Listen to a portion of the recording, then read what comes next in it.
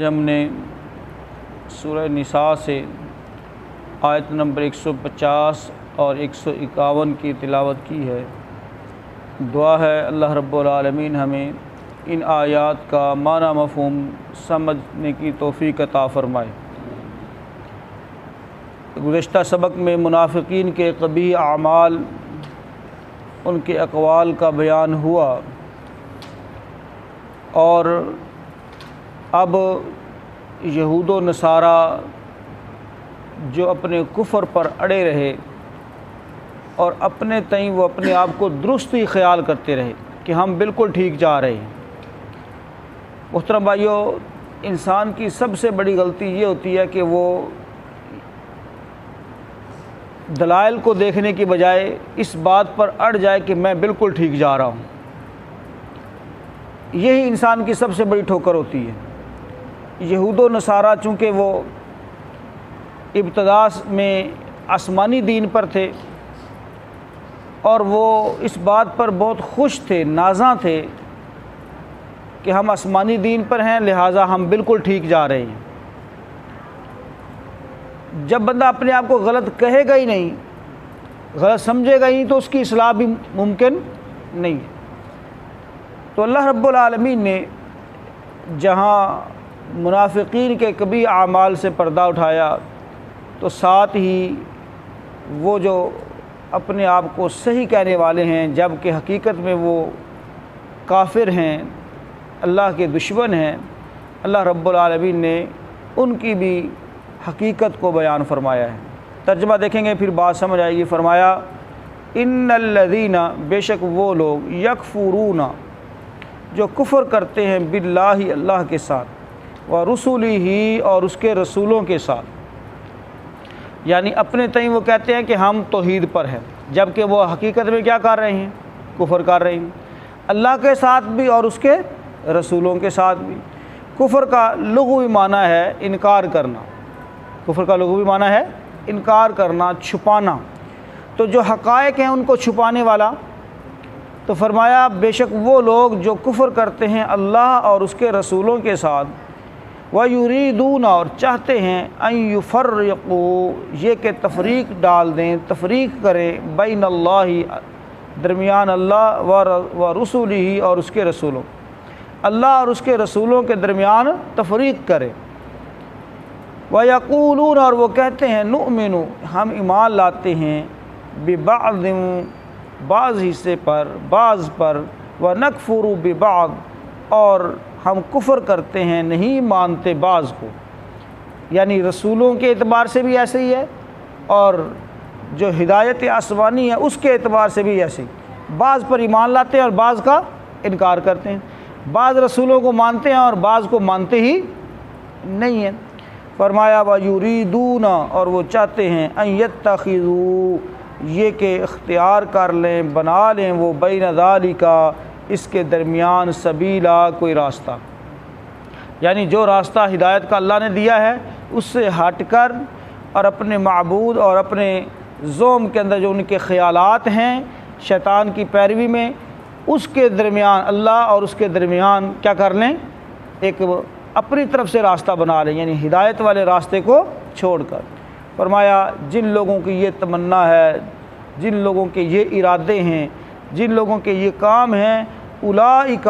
ھم الکافرون حقا، فرمایا یہی تو لوگ ہیں پکے کافر، یہی تو لوگ ہیں پکے کافر۔ حقا کا مطلب کیا ہے؟ حقیقی، پکے کافر ہیں۔ وَأَعْتَدْنَا، اور تیار کر رکھا ہے ہم نے، لِلْكَافِرِينَ، ایسے کافروں کے لیے، عذابًا مہینا، رسوا کرنے والا عذاب، رسوا کرنے والا عذاب ہم نے ان کے لیے تیار کر رکھا ہے، جو اپنے تئیں خوش ہیں، اللہ کے راستے کو چھوڑ کر درمیان سے کوئی راستہ نکالنا چاہتے ہیں، اپنی مرضی کا، اپنی تمنا کا۔ فرمایا یہ پکے کافر ہیں اور ان کے لیے ہم نے رسوا کرنے والا عذاب تیار کر رکھا ہے۔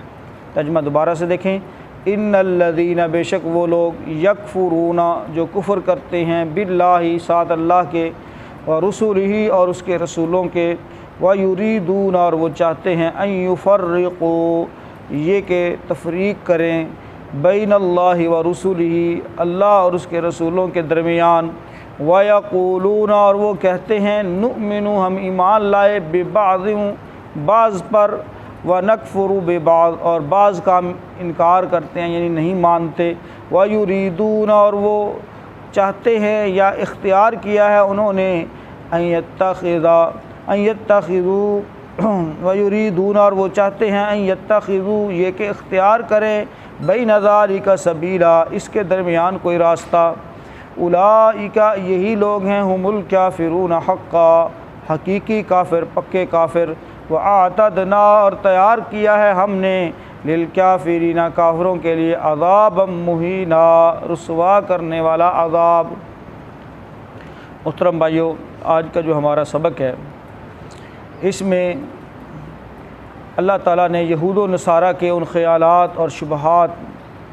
کی تردید کا بیان شروع کیا ہے جو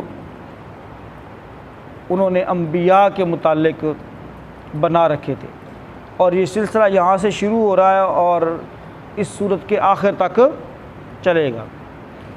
مزید بھی کئی صورتوں کے اندر اس سلسلے کا بیان ہوا ہے۔ تو یاد رکھیے، پیغمبر کی بات کو نہ ماننا یا اس کی حیثیت کو نہ ماننا، جیسا کہ عیسیٰ علیہ السلام کو اللہ کا بیٹا کہتے ہیں، ان کی اصل حیثیت کو چھوڑ کر خود ساختہ حیثیت اس کے وہ پجاری ہیں، اور پھر جناب محمد رسول اللہ صلی اللہ علیہ وسلم کی آمد کے بعد وہ آپ صلی اللہ علیہ وسلم کا انکار اور صرف عیسیٰ علیہ السلام کی پیروی کا دعویٰ کرتے ہیں۔ اب یہ جو ان کے خیالات ہیں، جیسا کہ ہم پیچھے بھی پڑھ کر آئے، وہ کہتے تھے کہ ہمارے دل پردے کے اندر ہیں، ہمارے دل غلاف میں ہیں، یعنی ہمیں اور کسی ہدایت کی ضرورت نہیں، کسی اور آسمانی کتاب کی ضرورت نہیں، کسی نئے نبی کی ضرورت بھی نہیں، یعنی وہ اپنے تئیں، حالانکہ نہ تو عیسیٰ علیہ السلام خاتم النبیین ہے، نہ ہی کوئی اور نبی، صرف اور صرف یہ اعزاز ہے جناب محمد رسول اللہ صلی اللہ علیہ وسلم کا کہ آپ کے بعد کوئی نبی اور رسول نہیں آئے گا۔ اس سے پہلے جتنے بھی انبیاء آئے ان کی تعلیمات میں یہ بات شامل تھی کہ ہمارے بعد جناب محمد رسول اللہ صلی اللہ علیہ وسلم تشریف لائیں تو ان کی اتباع بھی کرنی ہے، ان کی مدد بھی کرنی ہے، ان کے پیچھے چلنا ہے۔ ہر نبی نے یہ وعدہ کیا اور ہر نبی نے اپنی امت سے بھی یہ وعدہ لیا۔ تو اس اعتبار سے ان کا یہ سارا خیال بالکل ہی غلط رہا کہ ان کے نبی کے بعد کوئی نبی نہیں آ سکتا، اور اللہ اور اس کے رسولوں کے درمیان تفریق کا معنی یہ ہے کہ کوئی بھی شخص رسول کی بات کو مانے بغیر اللہ کو مان سکتا نہیں۔ یہ قاعدہ ہے، یہ قانون ہے۔ کوئی شخص یہ کہے کہ نہیں میں اللہ کو تو مانتا ہوں، رسول کو میں نہیں مانتا، یا اللہ کو تو میں مانتا ہوں فلاں رسول کو میں نہیں مانتا، تو گویا یہ اللہ اور اس کے رسول کی بات میں تفریق کرنے کے مترادف ہے۔ تو جو رسول کو نہیں مانتا یا رسول کی نہیں مانتا تو وہ گویا اللہ کو بھی نہیں مانتا۔ یہ ہے فرق کرنا۔ تو اللہ رب العالمین کے احکامات کو ماننے سے ڈائریکٹ بندہ انکار نہیں کرتا، ڈائریکٹ انکار نہیں کرتا، انڈائریکٹ ہی کرتا ہے نا، کوئی نہ کوئی بہانہ بنائے گا۔ جیسے مشرکین مکہ نے کہا اچھا ان دو بستیوں میں سے صرف آپ ہی اللہ کو ملے ہیں معاذ اللہ نبوت اور رسالت کے لیے، ہم میں سے کوئی بڑا کھڑپینچ، ہم میں سے کوئی بڑا چودھری، ہم میں سے کوئی بڑا مالدار اللہ کو نظر نہیں آیا۔ یعنی انہوں نے اللہ کی بات کو ڈائریکٹ ماننے سے انکار نہیں کیا، بلکہ انڈائریکٹ بہانہ بنا کے انہوں نے رسول اللہ صلی اللہ علیہ وسلم کی بات کو ماننے سے کیا کیا؟ انکار کیا۔ اسی طرح سے محترم بھائیو، اور بھی ساری جو قومیں تھیں وہ بھی ایسے ہی کرتی تھیں۔ انہوں نے وقت کے نبی کو یعنی اس حالت کے اندر جب دیکھا کہ وہ بے سر و سامان ہے، اس کے ساتھ کوئی بندہ نہیں ہے، اس کے ساتھ کوئی تعداد نہیں ہے، ہاں جی، اس کا کوئی ووٹر سپورٹر نہیں ہے، انہوں نے ماننے سے انکار کر دیا۔ تو اس اعتبار سے اللہ رب العالمین نے ان کی یہ بات بھی اور یہ شبہ بھی زائل کر دیا کہ تمہاری طرف سے یہ جو بات ہے کہ اللہ کی بات اور ہے، نبی کی بات اور ہے، ہم اللہ کو مانتے ہیں نبی کو نہیں بھی مانتے تو کوئی مسئلہ نہیں، تو ایسی بات نہیں ہے۔ جو نبی کو مانے گا در حقیقت وہی اللہ کو بھی مانے گا۔ جو نبی کی تعلیمات پر چلے گا در حقیقت وہ کس کی بات پر چل رہا ہے؟ اللہ کی بات پر چل رہا ہے۔ اور یہ بات پیارے پیغمبر جناب محمد رسول اللہ صلی اللہ علیہ وسلم نے ہمیں سمجھائی ہے، جیسا کہ اللہ تعالیٰ نے بھی سورہ احزاب اور دیگر صورتوں کے اندر فرمایا من یطع الرسول فقد اطاع اللہ، جو رسول کی اطاعت کرے گا گویا اس نے کس کی اطاعت کی ہے؟ اللہ کی اطاعت کی، ٹھیک ہے؟ یعنی جو رسول کی اطاعت کرے گا، جو رسول کی بات کو مانے گا، در حقیقت وہ کس کی بات کو مان رہا ہے؟ اللہ کی بات کو مان رہا ہے۔ اور اسی طرح سے محترم بھائیو، پیارے پیغمبر جناب محمد رسول اللہ صلی اللہ علیہ وسلم نے اپنی اطاعت کے متعلق بھی یہ واضح کر دیا، فرمایا جس بندے نے میری اطاعت کی اس نے جنت میں جانے کا ارادہ کیا ہے، اور جس نے میری اطاعت نہیں کی اسے جنت میں جانے سے کیا کر دیا؟ انکار کر دیا۔ بھلے وہ کہتا رہے کہ میں اللہ کو مانتا ہوں، بھلے وہ کہتا رہے کہ میں توحید پر ایمان رکھتا ہوں، جس نے میری اطاعت کی وہ جنت میں جائے گا، جس نے میری اطاعت نہیں کی اس نے جنت میں جانے سے کیا کر دیا؟ انکار کر دیا۔ فرمایا کل امتی یدخلون الجنہ، ساری امت میری جنت میں جائے گی الا من ابا، سوائے اس کے جس نے انکار کر دیا، ٹھیک ہے؟ صحابہ کہتے ہیں وہ کون بیوقوف ہوگا جو انکار کرے گا؟ تو اللہ کے نبی صلی اللہ علیہ وسلم نے واضح کر دیا، فرمایا من اطاعنی دخل الجنہ، جس نے میری اطاعت کی وہ جنت میں داخل ہوگا، ومن عصانی فقد ابا، جس نے میری نافرمانی کی اسے جنت میں جانے سے انکار کر دیا۔ تو پہلی چیز یہ، اور اس کے بعد محترم بھائیو وَيُرِيدُونَ أَن يُفَرِّقُوا بَيْنَ اللَّهِ وَرَسُولِهِ، تو مراد اہل کتاب ہی ہیں، اور بعد والے جملے میں انہی کی خصلتوں کی تفسیر ہے۔ یہود موسیٰ علیہ السلام پر ایمان رکھتے لیکن عیسیٰ علیہ السلام اور محمد صلی اللہ علیہ وسلم کا انکار کرتے، عیسائی عیسیٰ علیہ السلام پر ایمان رکھتے، جناب محمد رسول اللہ صلی اللہ علیہ وسلم کا انکار کرتے تھے۔ تو یہ گویا ساری باتیں اللہ اور اس کے رسول کے درمیان تفریق پیدا کرنے کے مترادف ہے، کچھ کو ماننا کچھ کو نہ ماننا، کچھ احکامات کو ماننا کچھ احکامات کو نہ ماننا، کچھ انبیاء کو ماننا کچھ انبیاء کو نہ ماننا، یہ ساری بری خصلتیں یہود و نصارہ کے اندر کوٹ کوٹ کر بری ہوئی تھی، باوجود ان کے کہ ان کے اعمال اخلاق سب کچھ بگڑ چکے تھے، لیکن اس کے باوجود وہ اپنے آپ کو اللہ کا پسندیدہ قرار دیتے تھے، اپنے آپ کو درست قرار دیتے تھے، اور یہ بیماری سب سے بڑی تھی کہ اپنے آپ کو درست سمجھنا اور کسی کی سننا ہی نہ۔ پھر فرمایا وَيُرِيدُونَ أَن يَتَّخِذُوا بَيْنَ ذَلِكَ سَبِيلًا، سب کو ایمان یعنی سب کو ماننا ایمان ہے، کسی ایک کا انکار کفر ہے، جبکہ یہ لوگ بعض پر ایمان لا کر اور بعض سے انکار کر کے ایک تیسری راہ اختیار کرنا چاہتے ہیں، تیسری راہ اختیار کر رہے ہیں، کرنا چاہتے ہیں، اور اسی کا نام یہودیت اور نصرانیت ہے، یعنی اسلام دین توحید اللہ کی بات کے اوپر نہیں رہتے بلکہ درمیان کا ایک راستہ نکالے، راضی رہے رحمان بھی اور خوش رہے شیطان بھی، ٹھیک ہے؟ جیسے کہ ہمارے ہاں بھی مسلمانوں کے ہاں بھی یہ کام چل رہا ہے، وہ گل تو تہاڈی بالکل ٹھیک ہے، اللہ رسول دا کام تو یہی ہے، ان کی بات تو بالکل یہی ہے، لیکن ان کے کریے برادری بھی تو ہے، شریکہ بازی بھی ہے، فلانا بھی ہے، فلانا بھی ہے، اب ان کو راضی کرنے کے لیے درمیان سے ایک راستہ جو ہے نا وہ نکالنے کی کوشش کرتے ہیں، بھئی ادھر سے ہم مسلمان بھی ٹکے رہیں اور جناب باقی معاملات بھی کیا ہیں وہ چل جائیں، معاملات کوئی ہمارے اوپر